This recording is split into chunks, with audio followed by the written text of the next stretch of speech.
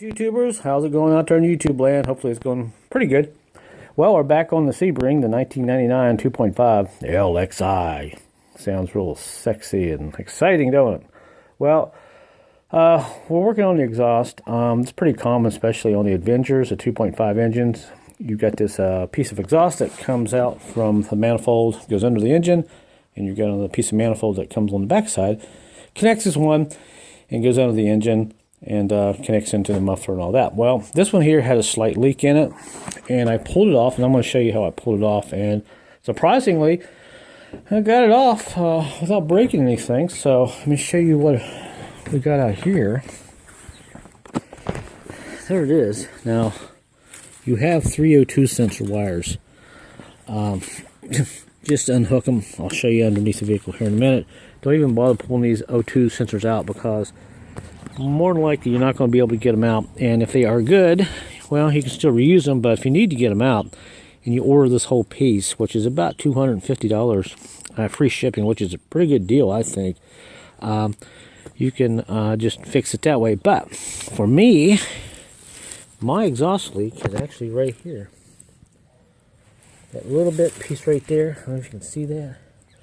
I'm going to take my welder, clean this up a little bit, and just basically try to fix it there. And over here on the end where it goes into the muffler, well, the pipe anyway, pretty thin metal. It's just kind of rotted and broke off, but I have a piece here I can weld it on here and probably get it back in to the rest of the exhaust. So you got 2 bolts here on the top, and you got 2 here that you got to take off. Now I put some lube, soaked her up. I broke them loose with a 1/2-inch drive, took my time at it, and surprisingly I got all 4 of them, which I am shocked. I thought I was going to twist them off, but if you do twist them off, you can still get a little saw up in there and cut a slice in the back of the manifold and drill those out, get them out. But other than that, this is really the only spot that I could find leaking, and this one back here wasn't loud, but when I took it off, it just kind of fell apart. Alright, so let's go inside and I'll show you what we got under the vehicle. Alright, so we're back inside. Let's go up under here, and hopefully the lighting should be okay. We'll see. The O2 wires actually wrap around right here, and there's a little place there that they snap into, and they run right up on the front of the compressor, and you can unhook them up there and just snake them down and pull the whole unit off as one. Now here are those bolts, real easy to get to. I don't know how I got them off, but I guess patience and rocking the socket back and forth, I did it. And back here are the other 2 right there. Like I said, they're real easy to get to, and it connects in right there. So, I wasn't going to make the video, but I thought, well, maybe I'll help somebody out, because I know there's a lot of Avengers still on the road with the 2.5 that will have this problem. Now, the California emissions, from what I understand, only has 1 O2, but this one has 3, and it's not a California emission, so I think they probably got that backwards. So, that's all I need to get done. And look in the back, you got a cat there, and you got something back there. This thing's just full of catalytic converters and little mufflers, but I think somebody may have put all that on. But it's a quiet car. Runs great. Yeah, it's a little oily. I got to clean it up. It's been sitting for a while, but it runs great. Only 130,000 miles, and this is the only thing I had to kind of worry about. So, let me show you the bolts here, the nuts I took off. Here are there's a gasket. These are in good shape, which I'm shocked. I got all 2 of them out. And here are the nuts. And like I said, I put a lot of penetrating oil on them, soaked them, and just rocked them back and forth, and really put some muscle into them. And let's see if I can find the ratchet here. All right, and here is the ratchet, and this, I believe, was a 3/4 inch socket. Yeah, you could probably use an 18 millimeter. This is what I use. It's a big old 1/2-inch drive, Harbor Freight kind of a deal. And extended it, and I just kind of rocked it back and forth, and surprisingly I got those nuts off. I did try a little bit of heat with a propane torch, but that didn't really seem to help. So let's get back up under here. I'll give you another look and give you some hope if you need to do this job, because I know In some states, if your vehicle's a little loud, you have an exhaust leak, they will not give you an inspection sticker. So that's that. And like I said, the pipe just comes down and goes back to there. Real easy to take off. So, you know, I was going to make a video. I should have started the video when I was pulling this apart, but by the time I was getting ready to weld that pipe out there, I thought, well, I'll share this with you guys. You never know. So, there's that. And look how white that is up in there. That engine is running really great. That's what you want to see in a lot of engines. Light brown, almost white. No burning of oil. Alright, so let's go back outside here real quick and check this out. Alright, so my attempt will be... By the way, these are some really long O2 wires. There's 3 of them. My first attempt will be... Well, second attempt will be to actually put something like this on here, weld that on there. Have this go over the pipe there or under or whatever. This is just a piece I had interlaying. I was kind of experimenting with this. And this, I'm just using a basic 110 welder. Probably do something like that. Cut this down a little bit. And actually, if I just kind of chip this off right here, there's a good section right here I can actually weld to, and that looks like it's about the same size. So this here should be okay. Now, when I weld this here, I was kind of worried about this kind of moving, because you want this perfect, because it'll get into some kind of a bind sideways. So I did find out here, basically when I weld this up here, this piece here will let this flex a little bit, so I can adjust this as it's tightening down, get it nice and flush. And I shouldn't have no exhaust leaks, so I'm going to pull these old heat shields off. You can see this one's ready to come off. Take this one off, that way I can look in here and make sure there's no exhaust leaks. And you know, I probably could get those O2 sensors out, but what's the point? I'm not going to try and bust them. You know, they work just fine. So, but now, if you want to replace them, now would be the time. And I believe this is a catalytic converter here too, this little short piece. So, I could be wrong. Yeah, I would probably say it is, because this would be the front side, and the one over here, the upper sensor here, would be the back side. So anyway, and here is the pre-cat sense on the front. So anyway, all right, so I'm going to go ahead and start cleaning this up, and we'll be back in a little bit after we try to weld this up and get it fixed for free almost.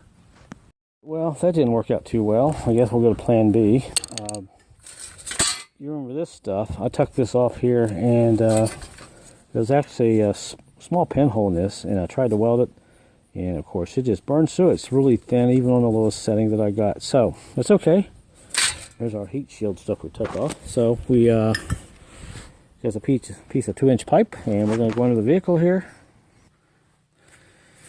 So what we're going to do, kind of ghetto style, I mocked it back up, sort of tightened everything back up. 2 bolts on each side, no big deal. And I cut this piece here. I'm going to slide this in here. Slide it right up against this here. Take my welder, tack weld each side, and pull it back out and weld it clear around, and this will be fixed. Now I think if all the if I remember right, all the problems I saw was with this piece here. Anyway, it gets bad and it breaks in two, as you saw in mine. So this is one way you can fix it. If you can get this thing out, just cut you a piece of 2-inch pipe, tighten everything kind of tight, and kind of make a couple marks. This piece here, this pipe slides right in. I can push it back out, and it actually goes on the inside of this. Pretty snug, and I can kind of tack it and weld it. So, hey, that's one way you can do it. So, I guess that'll be our next step. And one other thing here I noticed, especially on mine, look how that goes right up against that. I actually might be able to just go ahead and weld that all the way around if I can get my welder on top of that. It's about a 1/2 inch or kind of tight, but I think I can get my welder on there. I won't even have to put a clamp there, and this will be done. So, you know, it is what it is, so maybe this will help some of you guys out. Alright, so let me go ahead and pull this back in off this front piece, loosen this up, slide this in, and see what we got. Alright, so we got our bolts here loose. You can see, pretty wobbly. There's our piece of pipe, put in there like that. We'll bolt this back up, and you see how that slides right in there. How about that? Man, I impressed myself. Yeah, whatever. Don't get too cocky, Nathan. But anyway, that's how we're going to fix that. And I'll get my welder and we'll tack this and weld it up. So, So there you go. How about that? And I believe this is a 2-inch piece of pipe. I think that's what it is. But yeah, worked out pretty good. All right, so there's our tack job. And just for the record, guys, I hate exhaust work. I despise it. But I'm saving myself $250. So I've been at it for about an hour. So now we just gotta take this off, and take these 2 bolts out here and pull it off, take it outside, and do a nice slow weld all the way around, and we'll be done. Now I know there is a sort of a flange here. I guess when this gets really hot, it lets this kind of expand and contract. But I'm not too worried about it. It's an older vehicle. It ain't gonna hurt anything. But this part doesn't move anyway. It's completely bolted to the engine. So if the engine rocks, this whole thing rocks. So that's what that flange is there for, is to kind of keep it from cracking and all that. But hey, I'll take my chances at this point. Looks like it's going to work out pretty good anyway. All right, folks. After about an hour of cutting and welding and kind of grinding, and got it all back together, and I think it's going to be pretty good. And I didn't break any of my sensors. You have to have a little patience, because when you turn this around, it's easy to hit that tip there and kind of mess that wear up. But it's in good shape, and I actually went around it 2 times with my welder. So I think this will hold up pretty well. And here on the back, I just cleaned this up a little bit. This actually slides right into the pipe that's under there, so I'm actually going to bolt this up, mock it again, just put the bolt in briefly, put that in there in the back, tack weld it, then unhook it again and let this whole thing drop down, and I should be able to get a nice bead all the way around it, and we're done. So I'll save myself about $250. So hey, it's whatever works, right? Complicated thing. And by the way, that is a catalytic converter there, because I looked inside there and you can see the honeycomb. So that is a cat. So having said that, we'll have to finish up, guys. So good deal. Pretty happy about it. All right, everyone. After, I don't know, a day or so, I had to take a break because we had some rain. But it's all back together, and we'll look underneath of it. And I tell you, boy, it's great to have a welder. Boy, if you don't have a little welder, 110 welder, buy one and learn how to weld, because it will save you so much time and hassle.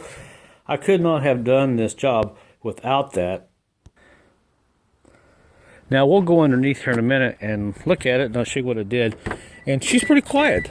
We'll talk about price here in a minute, but you can see she's nice and quiet. Turn the fan down.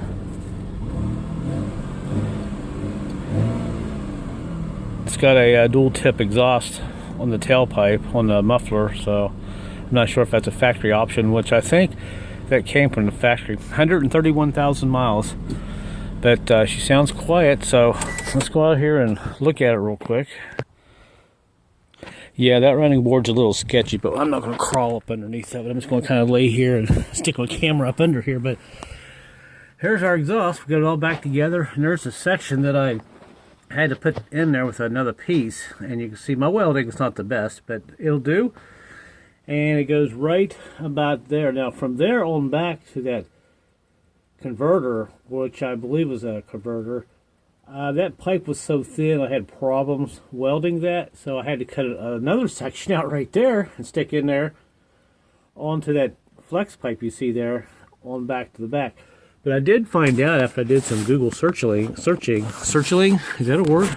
After I did some Google searching, from here on back, you can get the whole exhaust system for about $170. Now, this piece here that has the 302 sensor wires you see in ports, that is about $280 just for this little section here. And I understand why that's that much, because there's a lot of stuff here that has to be done to make that. But this setup will work for now, and if the next person owns this car wants to buy an exhaust, well, they're good to go from there on back. And other than that, it worked out pretty good. No check engine lights, and you can see the bolts are in. Like I said earlier in the video, totally shocked that I got those out. So you might want to try it. Just, if it breaks loose, spray some penetrating oil on it, turn it back in, back out, spray more penetrating oil. Just go back and forth, take your time, and that's how I got these out. So you'll have to have a 1/2-inch breaker bar to get those. So I guess that's about it. Saved myself a little money. Now, was it worth my time? I spent about 3 hours total on this.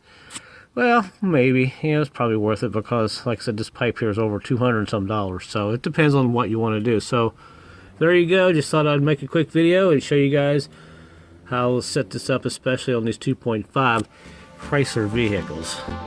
Alright guys, stay safe out there, and until my next video, I will see you later.